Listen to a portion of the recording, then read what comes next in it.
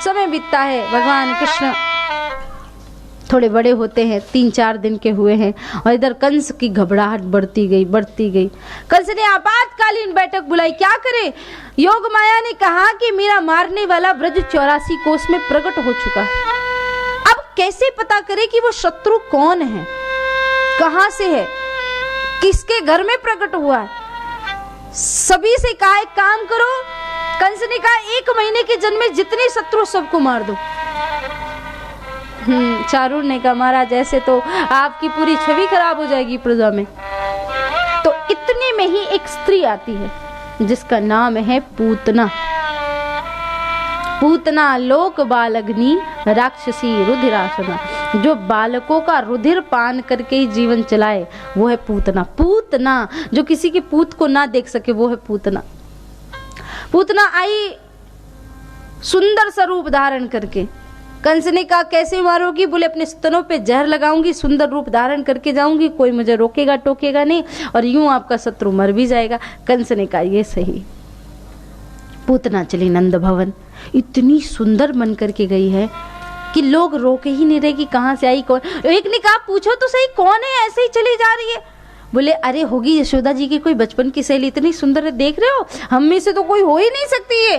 अंदर जाती है, कहती अरे मैया राम राम। बोले राम राम, कहाँ से आई देवी जी आप? बोले मैं मथुरा से आई हूँ, ब्राह्मणी हूँ, मेरे पति त्रिकालदर्शी महात्मा है, और उनके आशीर्वाद से मुझे ये वरदान प्राप्त है कि मैं जिस बच्चे को अपना दुग्ध पान कराती वो चिरंजीवी हो जाता है। यशोदा जी कहती बस ऐसी कृपा तो आप मेरे लाला पर भी कर दो। हाँ, ऐसी कृपा आप मेरे कन्हैया पर भी कर दो, मैं आपके जलपान की व्यवस्था करके आती हूँ। और यशोदा मैया तो चली गई, और इधर पूतना ने क्या किया महाराज पता है? भगवान को उठाने का प्रयास किया, भगवान ने तुरंत आंखें बंद कर ली। सा निमील पेक्षण, प्रभु ने आंखें बंद कर ली। कहा क्यों आंखें क्यों बंद की? भगवान ने कहा ये देखो, सोचा था कृष्ण जन्म होगा, माखन खावेंगे, मिश्री खावेंगे, माखन मिश्री तो मुंह में लगो ना है, और ये पूतना मासी जहर पिलावे के ताई पहले आ गई। मतलब पूतना मौसी जहर पिलाने आ गई, अब क्या करूं? तो भगवान ने यहाँ अपनी आंखें बंद कर ली। यहाँ पे कहा गया है कि भगवान की आंखें बंद करने के भी यहाँ पे बहुत कारण है। पहला कारण तो ये कि भगवान की दाईं आंख में सूर्य और बाईं आंख में चंद्र है। सूर्य और चंद्र ने कहा दुनिया मेरे ठाकुर से प्रेम करती है और ये भगवान को मारने आई है। भगवान इसको चाहे जो भी गति दे, हम इसे अपने नैनों के द्वार से प्रवेश नहीं होने देंगे। मानो सूर्य और चंद्र ने अपने दरवाजे बंद कर लिए हों। एक संत इसका भाव बताते हैं, कहते हैं भगवान ने आंखें बंद की मानो पूतना के पूर्व जन्म का विचार कर रहे हो। आखिर ये पूतना कौन है जो इतनी भाग्यशाली है कि भगवान को दुग्ध पान कराने आई है? भगवान ने पूर्व जन्म के बारे में देखा तो पूर्व जन्म में राजा बलि की कन्या थी रत्नमाला। भगवान वामन रूप धारण करके गए थे। रत्नमाला ने देखा, हाँ कितना सुंदर बालक, काश इतना सुंदर मेरा बालक होता और मैं उसको अपना दुग्ध पान कराती। भगवान ने कहा एवमस्तु। लेकिन जब भगवान वामन ने 2 पग में पूरी त्रैलोकी को नाप लिया तो रत्नमाला ने कहा ऐसे बच्चे को मैं अपना दुग्ध पान कराने के लिए कह रही थी, राम राम, ऐसे बच्चे को तो दूध के साथ जहर मिला के पिला दूं, जहर। भगवान ने कहा एवमस्तु, तेरी ये इच्छा भी पूर्ण हो। महाराज भगवान किसी की इच्छा अधूरी नहीं रखते, इसलिए याद रखना भगवान को ज्यादा शब्द बोलने के लिए नहीं आते। भगवान को एक शब्द बड़े प्यार से आता है एवमस्तु। इसलिए आप कुछ भी कहो भगवान बोलेंगे एवमस्तु। बहुत सारे लोग दिन भर हाय हाय करते रहते, छाती पीट पीट के रोते रहते, ये नहीं है वो नहीं है। भगवान के पास जाके कहोगे हे प्रभु हमारे पास तो कुछ नहीं है, भगवान कहेंगे एवमस्तु, कुछ ना रहे। हे भगवान मेरे पास तो घर ही नहीं, अच्छा खासा घर होगा फिर भी कुछ घर नहीं है, एवमस्तु। हे भगवान मेरे बच्चे तो बड़े नालायक है, भगवान कहेंगे एवमस्तु। तो आप इसका उल्टा बोलो ना, हे प्रभु तेरी कृपा से सब कुछ है, भगवान कहेंगे एवमस्तु, सब कुछ रहे। हे भगवान जैसा भी घर है वो घर मेरे लिए महल के समान है, एवमस्तु। हे प्रभु तेरी कृपा बारंबार हम पे बरस रही है, भगवान कहेंगे एवमस्तु। अच्छे से बोलिए, प्रेम से बोलिए, प्यार से बातें करिए। महाराज भगवान को एवमस्तु बोलना आता है। भगवान ने रत्नमाला को बोल दिया एवमस्तु।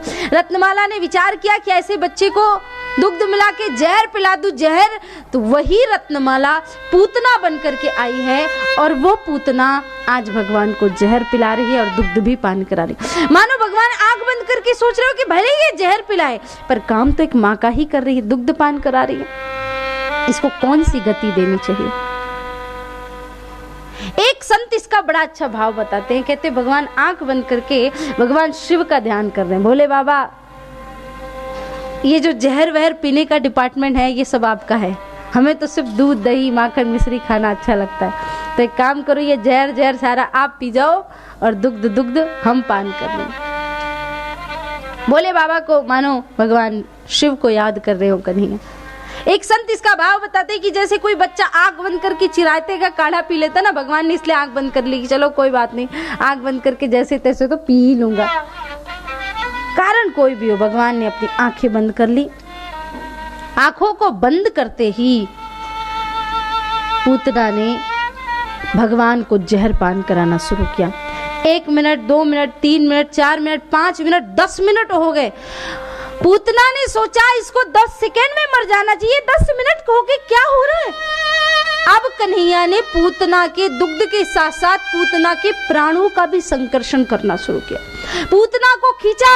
पूतना घबराई छटपटाई, जब राक्षस मरते हैं तो उनका असली स्वरूप प्रकट हो जाता है। पूतना अपने असली स्वरूप में आ गई, विशाल शरीर बनाया, भगवान ने प्राणों को खींचा, पीछे की तरफ ब्रज में जाके अट्ठहास गिरी और गिरते ही प्राण पखेरु उड़ गए, भगवान के चरणों में समाहित हुई। लोगों ने जय जयकार की, बोले भक्तवत्सल भगवान की जय। पूरे ब्रज में हड़कंप मच गया। महाराज ये आवाज कहां से आई। पूतना जब मरी तो कहा गया 18 किलोमीटर दूर तक जाके गिरी। सोचो कितना बड़ा शरीर रहा होगा, 18 किलोमीटर दूर जाकर के गिरी। ब्रजवासियों ने देखा, पूतना के शरीर से भगवान को उठाया और पूतना के शरीर के टुकड़े कर करके पूतना को जलाना शुरू किया, क्योंकि दुर्गंध आ जाती।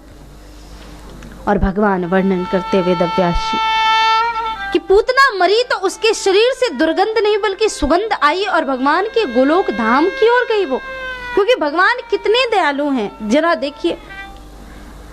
अहो वकीयम स्तनकालकूटम जिघांसया पाये यदप्य साध्वी लिभे गतिं धात्य चितांत तोन्यं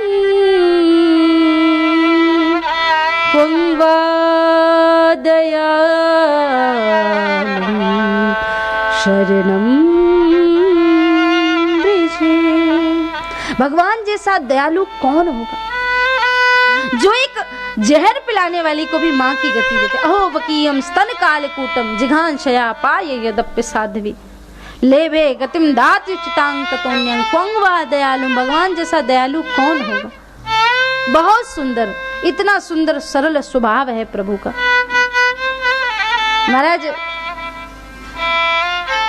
पूतना के शरीर से भगवान को तो उठा लिया, लेकिन यशोदा मैया घर के अंदर नहीं लेके जा रही कान्हा को। बोले कि राक्षसी के शरीर से स्पर्श हुआ है तो अभी तो मैं नजर उतारूंगी कान्हा की। गौशाला में लेके जाती है और गौ माता के पंचगव्य से कान्हा को स्नान कराती है, काजल की जगह गोबर का टीका लगाती है और कहती हे गौ माता मेरे कान्हा की रक्षा करना।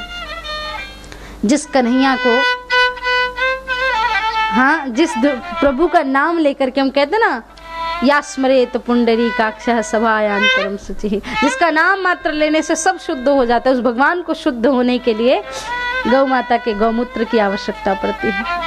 उसकी महिमा सोचिए कितनी। ऐसे ही नहीं कहते हम गावो विश्वस्य मातरः। महाभारत की कथा के अनुसार देखेंगे तो पहले मनुष्य गौ माता के गर्भ से जन्म लेता है और उसके बाद ही जब वहां से निकलता है तो उसे मनुष्य योनि में जन्म मिलता है। इसलिए हम गौ माता को माता कहते हैं। और याद रखना, हमारी माँ हमें 2 साल, 2.5 साल, 3 साल तक दूध पिलाती है, पर गौ माता जब तक हम जीवित रहते तब तक हमें दूध पिलाती है। उस माता से बढ़ के दुनिया में कोई नहीं हो सकता प्यारे। इसलिए उस गौ माता की रक्षा के लिए हमें आगे बढ़ना होगा। उस गौ माता की रक्षा के लिए हमें अपना एक एक पल समर्पित करना होगा।